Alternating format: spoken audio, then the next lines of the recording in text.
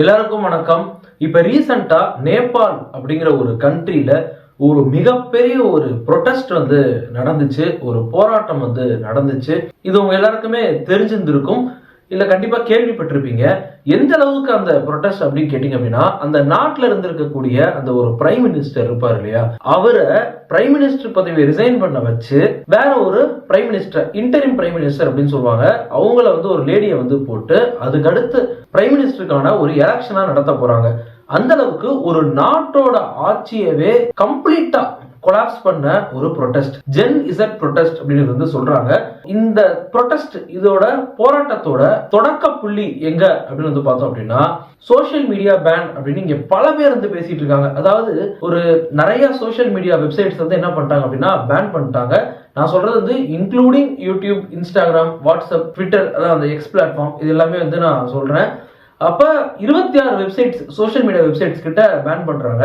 இந்த வெப்சைட்ஸை பேன் பண்ணதுக்காக தான் இந்த யங்ஸ்டர்ஸ் என்ன பண்றாங்க அப்படின்னா ப்ரொடெஸ்ட் பண்ணி ஒரு நாட்டோட ஆட்சியவே கொலாப்ஸ் பண்ணி பார்லிமெண்ட்டை டேமேஜ் பண்ணிட்டாங்க, சுப்ரீம் கோர்ட்டை டேமேஜ் பண்ணிட்டாங்க.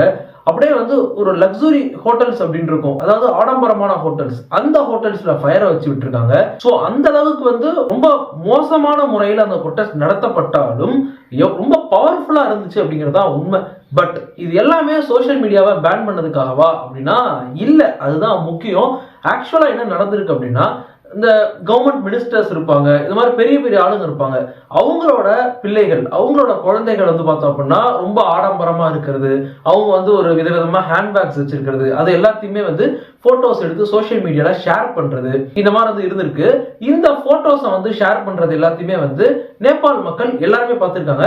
இந்த இடத்துல நீங்க கவனிக்க வேண்டிய ஒரு விஷயம் என்ன அப்படின்னா, நேபாள்ல சோஷியல் மீடியாவோட அந்த ஒரு தாக்கம், இம்பாக்ட் அப்படிங்கிறது ரொம்பவே அதிகம். எந்த அளவுக்கு அதிகம் அப்படின்னா, நேபாள் மக்கள்ல நிறைய பேர் வெளிநாட்டுல வேலை பார்க்கறதுனால வெளிநாட்டுல வேலை பார்க்கக்கூடிய மக்களோட ரிலேட்டிவ்ஸ் எல்லாமே எங்க இருப்பாங்க, நேபாள்ல இருப்பாங்க. அப்ப இவங்களோட கம்யூனிகேஷன் அப்படிங்கிறது த்ரூ சோஷியல் மீடியாவா இருந்திருக்கு. நான் சொல்றது ஃபேஸ்புக்கா இருக்கலாம், இன்ஸ்டாகிராமா இருக்கலாம், வாட்ஸ்அப்பா இருக்கலாம்.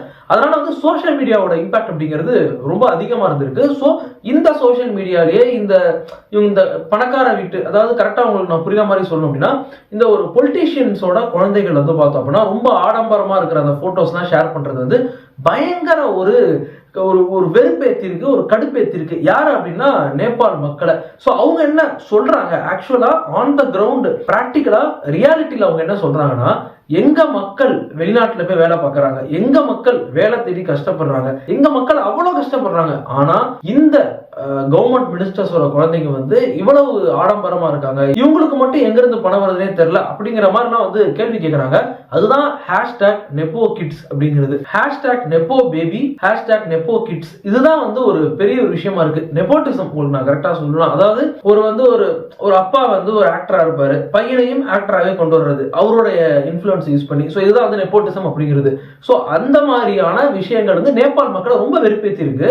இது ஆரம்பத்துல இருந்தே ரொம்ப மாதங்களாகவே இந்த பிரச்சனை ஓடிட்டு இருந்திருக்கு. சோஷியல் மீடியாவை இவங்க பேன் பண்ணது பார்த்தோம் அப்படின்னா ஒரு கேட்டலிஸ்ட் மாதிரி ஆக்ட் ஆயிருக்கு. கேட்டலிஸ்ட் மாதிரி அப்படின்னா என்ன நான் சொல்ல வரேன் அப்படின்னா, ஒரு மிகப்பெரிய ஒரு விஷயத்த நல்லா இன்னும் நல்லா ஃபாஸ்ட் பண்ணி விட்டுருச்சு அப்படின்னு தான் நாம சொல்லணும். சரி, முதல்ல இவங்க ஏன் பேன் பண்ணாங்க அப்படிங்கறத பாக்கிறதுக்கு முன்னாடி இவங்க என்ன சொல்லி ப்ரொடெஸ்ட் பண்ணாங்க அப்படின்னா, இந்த மாதிரிலாம் சோஷியல் மீடியா அவங்க பேன் பண்றது பார்த்தோம் அப்படின்னா எங்களுடைய பேச்சு, அதாவது இந்த ஃப்ரீடம் ஆஃப் ஸ்பீச்னு சொல்லுவோம் இல்லையா, அதை பாதிக்குது, பேச்சு சுதந்திரத்தை பாதிக்குது அப்படின்னு சொல்லியிருந்தாங்க. முக்கியமா இந்த மக்கள் சோஷியல் மீடியாவை தான் நம்பியே இருக்காங்க. வெளிநாட்டில் இருக்கக்கூடிய அவங்களுடைய ஃபேமிலிஸ் அண்ட் ரிலேட்டிவ்ஸ் அவங்க கூட எல்லாம் பேசுறதுக்கு சோஷியல் மீடியாவை தான் நம்பியே இருக்காங்க. அப்ப கவர்மெண்ட் என்ன பண்றாங்கன்னா 26 சோஷியல் மீடியா வெப்சைட்ஸை பேன் பண்றாங்க. ஏன் பேன் பண்றாங்க அப்படின்னா, இந்த நேபாள் கவர்மெண்ட் என்ன பண்றாங்கன்னா, இந்த சோஷியல் மீடியா வெப்சைட்ஸ்க்கெல்லாம் என்ன பண்றாங்க, நாங்க சொல்ற மாதிரி நீங்க இந்த ஒரு கண்டிஷன்ஸ்க்குலாம் என்ன பண்ணணும், ஒத்து போகணும் அப்படின்னு சொல்லி ஒரு சில செட் ஆஃப் கண்டிஷன்ஸ் அவங்க சொல்றாங்க. அதுக்கு இந்த சோஷியல் மீடியா வெப்சைட்ஸ் யாருமே ஒத்து போல. அதான் உங்களுக்கு நான் கரெக்டா சொல்லணும்னா, ஸ்னாப்சாட், லிங்க்டின், குவாரா, லிங்க்டின்லாம் பார்த்தோம் அப்படின்னா அது ஒரு நல்ல ஜாப்ஸ் சம்மந்தப்பட்டது, ஒரு நாலேஜ் ஷேர் பண்ணக்கூடிய ஒரு பிளாட்ஃபார்ம். அது ஃபேஸ்புக், இன்ஸ்டாகிராம், யூடியூப், ட்விட்டர், அதான் எக்ஸ் பிளாட்ஃபார்ம், வாட்ஸ்அப், இது எல்லாத்தையுமே என்ன பண்ணிட்டாங்க, பேன் பண்ணிட்டாங்க. தப்பிச்சது ஏதாவது இருக்கு அப்படின்னா இருக்கு. டிக்டாக் மாதிரியான ஒரு சில சோஷியல் மீடியா வெப்சைட்ஸ் மட்டும் தப்பிச்சிருச்சு. ஸோ அப்போ இவங்க சொல்ற கவர்மெண்ட் சொல்றதை கேட்டிருக்காங்க, தப்பிச்சிருச்சு. இந்த கவர்மெண்ட் என்ன பண்ணிருக்காங்க, நேபாள் கவர்மெண்ட் அப்படின்னா இந்த 26 சோஷியல் மீடியா வெப்சைட்ஸையும் பேன் பண்ணி நிறுத்திட்டாங்க. ஸோ அவங்களுக்கு அப்ப தெரிஞ்சிருக்க வாய்ப்பே இல்லை இந்த 26 சோஷியல் மீடியா வெப்சைட்ஸை நம்ம பேன் பண்றதுனால நம்மளுடைய கவர்மெண்ட் கொலாப்ஸ் ஆகும் அப்படிங்கிறது அவங்களுக்கு தெரிஞ்சிருக்க வாய்ப்பே இல்லை. அதுதான் நடந்துச்சு. மக்கள் போராட்டத்துல இறங்கிட்டாங்க. ஜென் இசட் அப்படின்னு சொல்லி அவங்க அந்த ப்ரொட்டஸ்டர்ஸ்லாம் வந்து ஜென் இசட் ப்ரொட்டஸ்ட் அப்படின்னு சொல்லிட்டு களத்துல இறங்கிட்டாங்க. Mostly youngsters. ஸோ அதாவது நான் உங்களுக்கு கரெக்டா சொல்லணும் அப்படின்னா யூனிஃபார்ம்ல ஸ்கூல்ஸோட சில்ட்ரன் இருப்பாங்க இல்லையா, ஸ்கூலுக்கு போகக்கூடிய குழந்தைகள், காலேஜுக்கு போகக்கூடிய காலேஜ் ஸ்டூடெண்ட்ஸ், இவங்க எல்லாமே வந்து யூனிஃபார்ம்ல கையில நோட் புக்ஸோட ப்ரொட்டஸ்ட்ல இறங்கிட்டாங்க, போராட்டத்துல இறங்கிட்டாங்க. ஸோ முதல்ல இது ஒரு மாதிரி சாதாரணமா தான் போயிட்டு இருக்கும் போல. அதுக்கப்புறம் உங்களுக்கு பொதுவாகவே வந்து நீங்க கேள்விப்பட்டிருப்பீங்க, இந்தியாவில் ஒரு ப்ரொட்டஸ்ட் நடந்துச்சு அப்படின்னாலே வந்து இந்த சமூக விரோதிகள்லாம் என்ன பண்ணுவாங்க, ஊடுருவுறாங்க அப்படின்னு வந்து சொல்லுவாங்க. இந்த ப்ரொட்டஸ்ட்ல என்ன நடந்திருக்கு அப்படின்னா நிறைய பேர் என்ன பண்ணிட்டாங்க, உள்ள வந்து ஊடுருவ ஆரம்பிச்சிட்டாங்கன்னா, ரொம்ப கரெக்டா சொல்லணும்னா பார்லிமெண்ட்டுக்கு முன்னாடி வந்து பார்த்தோம் அப்படின்னா அவங்க ப்ரொட்டஸ்ட் பண்ணிட்டு இருப்பாங்க போல. பார்லிமெண்ட்டுக்கு முன்னாடி ஒரு சில குரூப் ஆஃப் பீப்புள் என்ன பண்ணிட்டாங்க அப்படின்னா உள்ள போயிட்டு அட்டாக் பண்ண ஆரம்பிச்சிட்டாங்க. பார்லிமெண்ட்டை அட்டாக் பண்ணிட்டாங்க. இந்த மாதிரி வந்து பார்லிமெண்ட், சுப்ரீம் கோர்ட், ஏகப்பட்ட கவர்மெண்ட் பில்டிங்ஸை அட்டாக் பண்ணி ஒன்றும் இல்லாம பண்ணிட்டாங்க. மினிஸ்டர்ஸோட வீடை கொளுத்த ஆரம்பிச்சிட்டாங்க, மினிஸ்டர்ஸை அடிக்க ஆரம்பிச்சிட்டாங்க.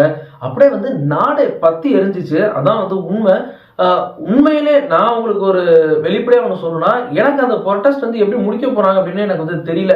காரணம் என்ன அப்படின்னா, முக்கியமா அங்க இருந்த கன்ஃபியூஷன் என்ன அப்படின்னா, இந்த ப்ரொட்டஸ்டர்ஸ் போராட்டம் பண்ணவங்களுக்கு தலைவர் அப்படின்னு யாருமே கிடையாது. அவங்களாம் வந்து ப்ரொட்டஸ்ட் பண்ணிட்டு இருந்தாங்க. பார்லிமெண்ட், சுப்ரீம் கோர்ட்லாம் அடிச்சு உடைக்க ஆரம்பிச்சிட்டாங்க. ஸோ அது வந்து சமூக விரோதிகள் பண்ணாங்க அப்படின்னு சொன்னாலும் வெளியில இருந்து பார்க்கும்போது ப்ரொட்டஸ்டர்ஸ் அப்படின்னு நமக்கு தெரியும் இல்லையா. இந்த லக்ஸூரியஸ் ஹோட்டல்ஸ் அப்படின்னு சொல்லுவோம் இல்லையா, ஆடம்பர ஹோட்டல்ஸ், அங்க ஃபயரை வச்சுட்டாங்க. நிறைய அந்த மாதிரி போயிட்டு இருந்துச்சு. பெரிய பெரிய ஆட்களை அடிக்க ஆரம்பிச்சுட்டாங்க. அடிக்கிறதுனா சாதாரணமா அடிக்கிறது இல்ல, அடிக்கிறது உதைக்கிறது இந்த மாதிரி. சோ இந்த ஒரு மிகப்பெரிய ஒரு விஷயத்துக்கு அப்புறம் வந்து பார்த்தோம் அப்படின்னா இந்த ப்ரொட்டஸ்டை லீடு பண்றது யார் அப்படிங்கிறதே தெரியல. யாராவது அவங்க லீட் பண்ணாதானே இதெல்லாம் எங்களுடைய பிரச்சனை அப்படின்னு சொல்ல முடியும். இதெல்லாம் என்னுடைய பிரச்சனை, இதை சால்வ் பண்ணா ப்ரொட்டஸ்ட் நிப்பாட்டும் அப்படின்னு சொல்ல முடியும். அது எதுவுமே கிடையாது. இது போக போயிட்டே இருந்துச்சு. ஸோ ஸ்டார்டிங்ல வந்து 20 பேர் அந்த மாதிரி இறந்துருந்தாங்க. ஸோ அதுதான் வந்து நம்ம சொல்ல வர்றது என்னன்னா, இந்த ப்ரொட்டஸ்டர்ஸ்ல யாரோ ஒருத்தவங்க வந்து பார்த்தோம் அப்படின்னா போலீஸால தாக்கப்பட்டு இறந்துட்டாங்க போல. அதுக்கப்புறம் தான் இது நாங்க வந்து போராட்டம் பண்றோம், எங்களை அடிச்சு கொள்ளுவீங்களா அப்படின்னு தான் வந்து ரொம்ப அதிகமா போராட்டத்தை வந்து இறங்கியிருப்பாங்க போல. இப்ப நான் பேசிட்டு இருக்க இந்த டைம் வரைக்கும் 72 பேர்கிட்ட இறந்ததா சொல்லப்படுது. நான் சொல்றது இன்க்ளூடிங் எல்லாருமே ப்ரொட்டஸ்ட் பண்ணவங்க, போலீஸ்காரங்களை சேர்த்து தான் சொல்றேன். 2100 பேருக்கு மேல வந்து பார்த்தோம் அப்படின்னா இன்ஜுரி வந்து அவங்களுக்கு வந்து ஆயிருந்திருக்கு. இதுவும் நான் சொல்றது எல்லாத்தையும் சேர்த்து தான் நான் வந்து சொல்றேன். போலீஸ்காரங்க, ப்ரொட்டஸ்ட் பண்ணவங்க எல்லாரையும் சேர்த்து தான். அப்ப எல்லாமே அது தாக்கப்படுது. சோ இவங்க என்ன பண்ணாங்க, நேபாள் கவர்மெண்ட் என்ன பண்ணாங்கன்னா பிரைம் மினிஸ்டர் ரிசைன் பண்ணிட்டாரு. சோசியல் மீடியா பேன் அப்படிங்கறது பண்ணியிருந்தாங்களே 26 வெப்சைட்ஸ், அதெல்லாம் என்ன பண்ணிட்டாங்க, சரி பண்ணிட்டாங்க. பேன்லாம் கிடையாது, எல்லாரும் சோசியல் மீடியா வெப்சைட்ஸ் யூஸ் பண்ணலாம் அப்படின்னு சொல்லிட்டாங்க. Hashtag nepo baby, hashtag nepo kids, இதெல்லாம் வந்து ட்ரெண்டிங்கா வந்து இருந்துச்சு. பலேந்திர ஷா அப்படிங்கிற ஒருத்தர் வந்து பார்த்தோம் அப்படின்னா நீங்க தான் வந்து அடுத்த நேபாள் பிஎம்ஆ இருக்கணும், நீங்க லீட் பண்ணும் அப்படின்னு சொல்லிட்டு இருந்தாங்க. அதுக்கப்புறம் பலேந்திர ஷா கிடையாது, இப்ப வேற ஒருத்தவங்க தான் வந்து இன்டரிம் பிரைம் மினிஸ்டர் ஒரு லேடியை வந்து போட்டிருந்திருக்காங்க. சுஷிலா கார்கி அப்படிங்கிற ஒருத்தவங்கள தான் வந்து போட்டிருந்திருக்காங்க. அந்த பலேந்திர ஷா பத்தி என்னுடைய அடுத்த வீடியோல நான் பேசுறேன். ஒரு சில பேர் சொன்னது என்ன அப்படின்னா, இந்தியாவில் சுத்தி இருக்கக்கூடிய நெய்பர்ஸ் எல்லாம் கொலாப்ஸ் ஆகிட்டு இருக்காங்க. அதாவது நான் உங்களுக்கு புரியுற மாதிரி சொல்லணும்னா, ஸ்ரீலங்கா 2022ல அந்த கவர்மெண்ட் வந்து கொலாப்ஸ் ஆச்சு. பங்களாதேஷ் வந்து 2024ல வந்து கொலாப்ஸ் ஆச்சு. இந்த நேபாள் மக்கள் இவங்க வந்து இது எல்லாத்தையுமே பெரிய ஒரு மிகப்பெரிய விஷயமா பார்த்திருப்பாங்க. ஓகே, 2022ல ஒரு ப்ரொடெஸ்ட் பண்ணி போராட்டம் பண்ணி ஸ்ரீலங்கால இருக்கக்கூடிய கவர்மெண்ட்டை கொலாப்ஸ் பண்ண முடியுது, 2024ல பங்களாதேஷ்ல அதை பண்ண முடியுது அப்படிங்கும் போது நம்ம ஏன் நேபாளல பண்ண முடியாது அப்படின்னு இவங்க நினைச்சிட்டு இருப்பாங்க என்னன்னு தெரியல. சோ அது நடந்திருக்கு. இப்ப பிரச்சனை என்ன அப்படின்னா, ஏகப்பட்ட ப்ராப்பர்ட்டி பயங்கரமான சேதம். சோ லாஸ் ஆன பப்ளிக் ப்ராப்பர்ட்டிலாம் ஆக்சுவலா பப்ளிக்கோட ப்ராப்பர்ட்டி. சோ அதுக்கப்புறம் வந்து பார்த்தோம் அப்படின்னா என்ன பண்ணிட்டாங்க அப்படின்னா இன்டரிம் பிரைம் மினிஸ்டர் அப்படின்னு சொல்லி ஏற்கனவே சொன்ன மாதிரி அந்த சுஷிலா அப்படிங்கிற ஒருத்தவங்க வந்து போட்டிருந்திருக்காங்க. சோ நீங்க நினைக்கிறீங்க இந்த ப்ரொடெஸ்ட் பத்தி அப்படிங்கிறது எனக்கு வந்து கீழே வந்து கமெண்ட்ல சொல்லுங்க. சோ அடுத்த வீடியோஸ்ல பார்ப்போம். பை.